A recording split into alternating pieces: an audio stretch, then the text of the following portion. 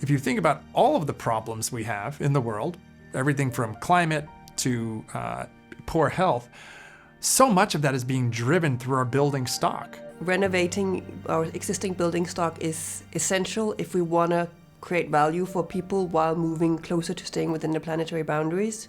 If we look across Europe and the buildings that we do have, that's the biggest opportunity to provide value for people in an affordable way, both for people as well as for planet. We have all of the buildings. So the key question is, how do we renovate the buildings such that they keep people healthy while also doing right by the planet? I think there's a huge potential to redesign buildings in a human-centric way.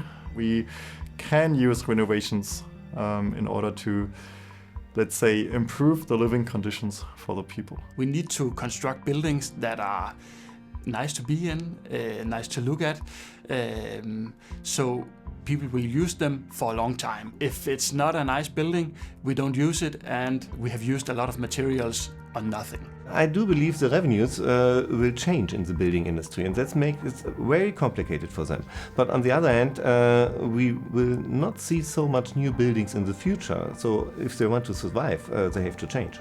So we have the existing building stock, we know what to do, and now we have to turn that existing stock into buildings that are healthy for people and healthy for the planet. No one can do this alone. Ultimately, it will have to be a co-responsibility between public and private and civil and academia, all coming together, working towards the same. We can correct those mistakes we made in the past.